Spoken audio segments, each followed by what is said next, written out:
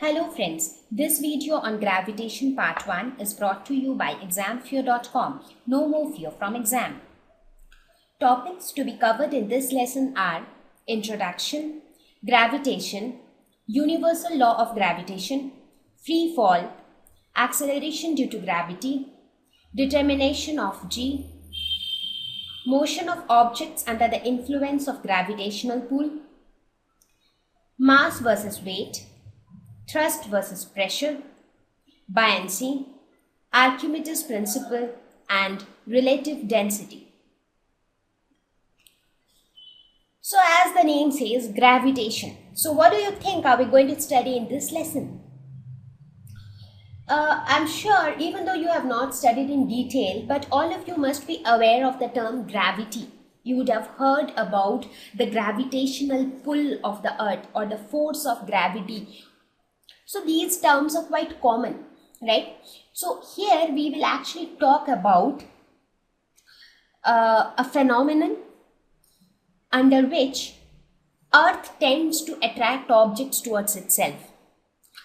Let us look at some of the examples or some of the things which happen in our day-to-day life. I mean, every time all these things keep happening, but that is quite strange. I mean, there has to be a reason behind such incidents. For example, have you ever noticed what happens when an apple gets detached from the tree?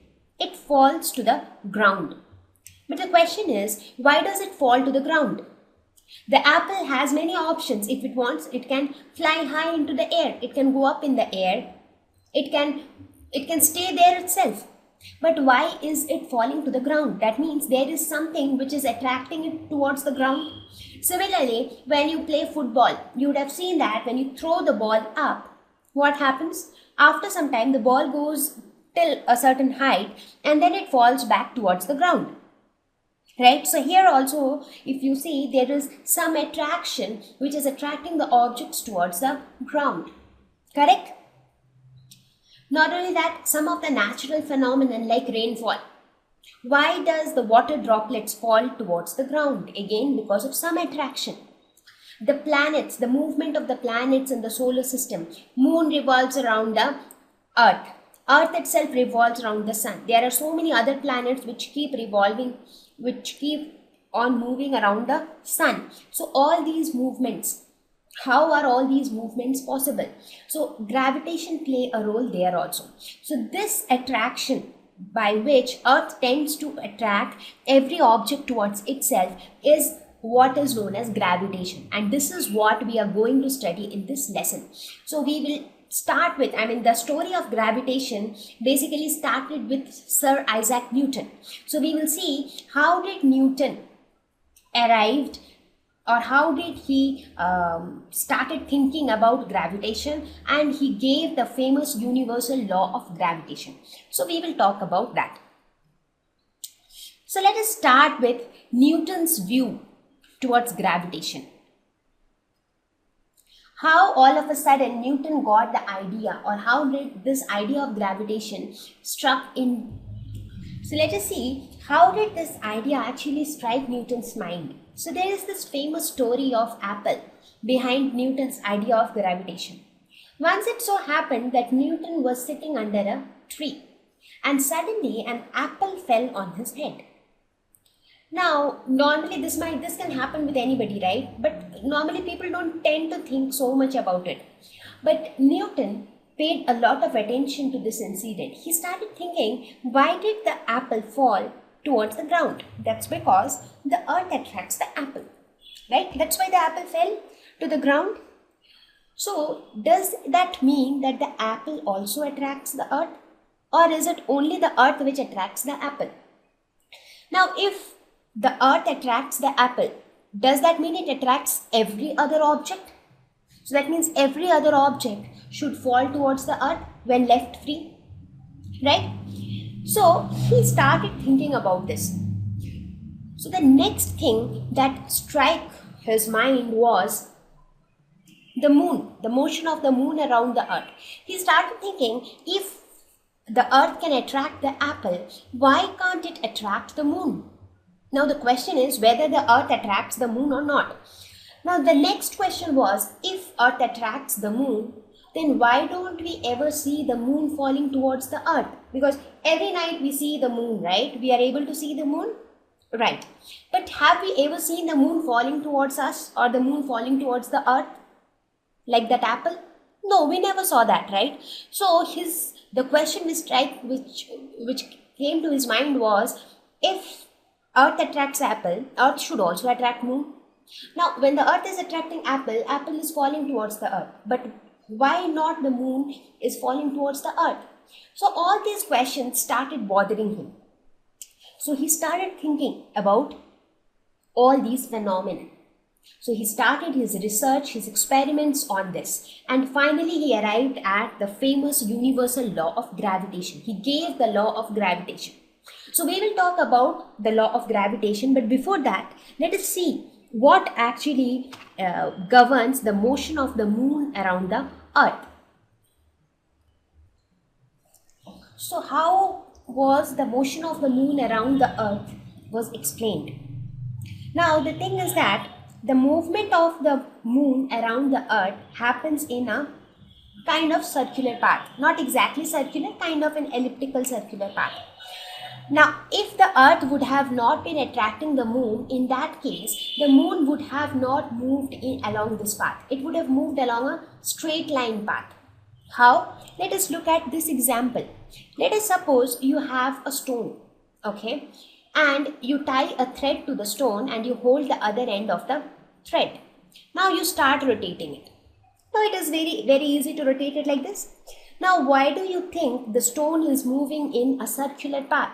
Because you are applying a force at the center, right? That is why it was moving in a circular path. So there is a force which is always at every point the stone is being attracted towards the center. So because of which it comes little near, again it moves in its original path, again it comes little near.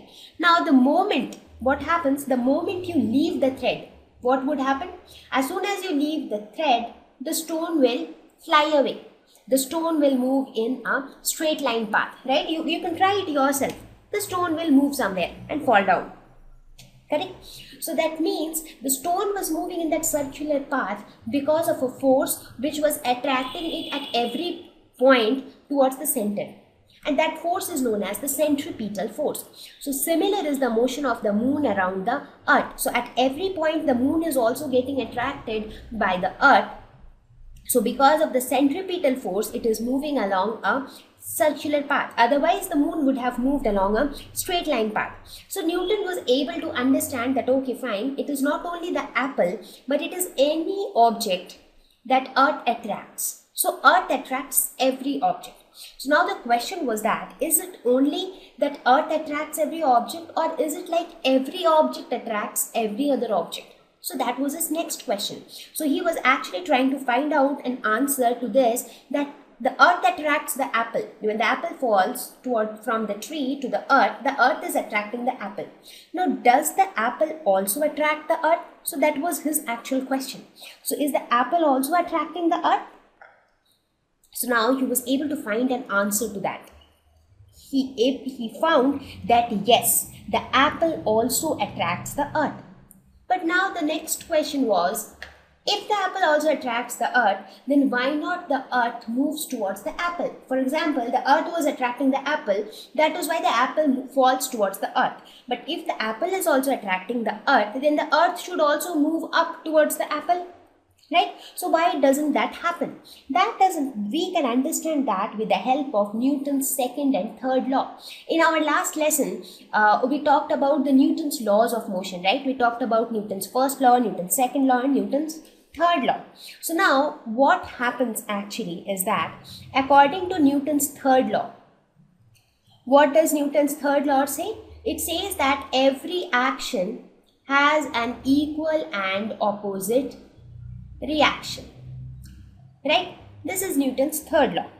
Again, Newton's second law, what does it say? Newton's second law says that force acting on any object is given by product of mass and acceleration of the body, right? So now if your force is constant, if this force is constant, so from this expression we can say that acceleration is inversely proportional to mass. That means if the same amount of force acts on two different bodies with different masses, the acceleration is more for the body with lesser mass. I had explained this in our previous lesson, right? If you have two bicycles, on one bicycle there is a very thin boy sitting, and on the other one there is a very fat boy sitting.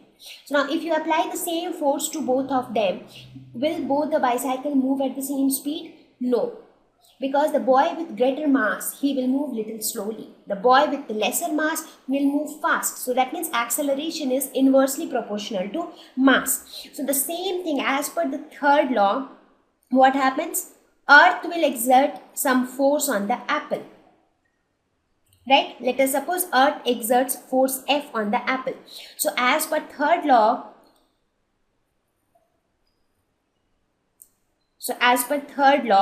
apple should also exert an equal and opposite force on Earth. That means it should also exert the same force F.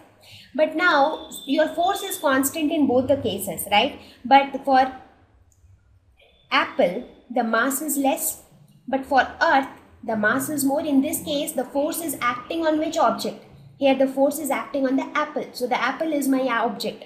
Similarly, here the force is acting on Earth. So here the force is acting on an object whose mass is smaller. Remember the example of the fat boy and small boy. When you apply some force, the force is being applied on the boy. So the mass of the boy is important. So here also the force is applied on the apple. So mass of the apple is less. Therefore, acceleration of the apple is more.